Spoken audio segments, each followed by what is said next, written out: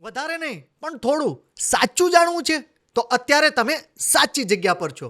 Your podcast Gujarati clips. તો comment અને subscribe કરવાનું નહીં ભૂલતા.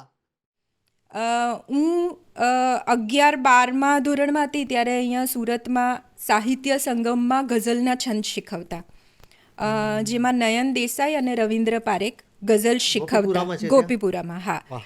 ના, એ વખતે ચૌટાપુલમાં હતું સાહિત્ય સંગમ, અને હું ત્યાં છંદ શીખવા જતી હતી. અને એ વખતે મને જનક નાયકે એવું કીધું હતું કે આપણે તારો કાવ્ય સંગ્રહ કરીએ. હવે એ વખતે મારા મગજમાં એવું ફિક્સ હતું કે મારો કાવ્ય સંગ્રહ જો કોઈ કરે ને તો એ સુરેશ દલાલ જ કરે. હાજી. અને હું સુરેશ દલાલને ઓળખતી હતી, પણ નેચરલી 11-12મા ધોરણમાં સુરેશ દલાલ મને નહોતા ઓળખતા. પણ મારું નક્કી હતું કે કાવ્ય સંગ્રહ જો કોઈ કરે તો એ સુરેશ દલાલ જ કરે. એટલે સુરેશભાઈ ઇમેજના કાર્યક્રમો માટે સુરત આવતા હતા. હું એક દિવસ આમ જ શોધી નાખ્યું મેં કે કઈ હોટલમાં ઉતરે છે. હું ત્યાં એમને મળવા ગઈ. આમ કોરિડોરમાં બેઠેલા પેપર વાંચતા હતા, એટલે મેં એમની પાસે જઈને એવું કીધું કે સર, મારું નામ ઈશા દાદાવાળા છે, હું કવિતાઓ લખું છું અને મારી ઈચ્છા છે કે તમે એક મારી કવિતા સાંભળો. એટલે એમને તો એવી કેટલાય લોકો આવીને એવી રીતે કવિતા કે એક્સેપ્ટ કરશે કે નહીં કરે એવું કઈ ડર હતો? ના, મેં કશું વિચાર્યું નહોતું, હું જસ્ટ પહોંચી ગઈ. અને એમને તો કેટલાય લોકો એવી કવિતા આવીને સંભળાવી જતા હશે, એટલે એમણે આમ જોયું અને પછી કહ્યું કે ઓકે સંભળાવો, અને પછી પેપર વાંચવા માંડ્યા. અને એ પેપર વાંચતા રહ્યા અને મેં મારી કવિતા ડેથ સર્ટિફિકેટ, મારી પહેલી કવિતા, એ મેં એમને ત્યાં ઊભા સંભળાવી. કવિતા પૂરી થઈ પછી હું સહેજ ધ્રુજતી હતી કે શું કહેશે.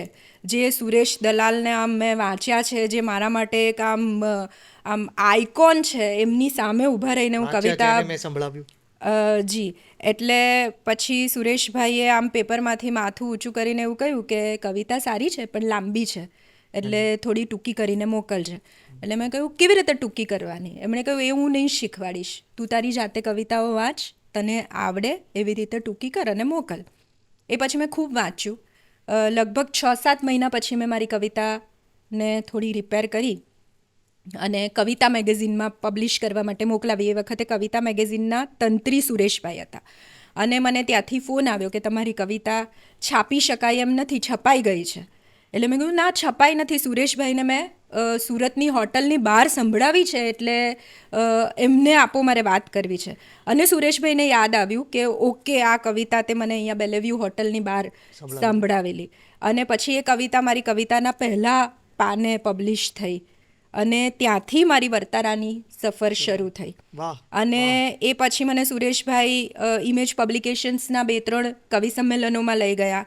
અને એક દિવસ આમ કવિતા વાંચીને હું ભાઈદાસમાં કાર્યક્રમ હતો, અને કવિતા વાંચીને હું જસ્ટ આમ બહાર નીકળી અને સુરેશભાઈએ મને એવું કહ્યું કે તારી બધી કવિતા આપી દે, મારે એનો કાવ્ય સંગ્રહ કરવો છે. એ દિવસે મને એવું સમજાયું કે તમે જે કંઈ પણ નક્કી કરો એ ક્યારેક ને ક્યારેક તો સાચું પડતું જ હોય છે.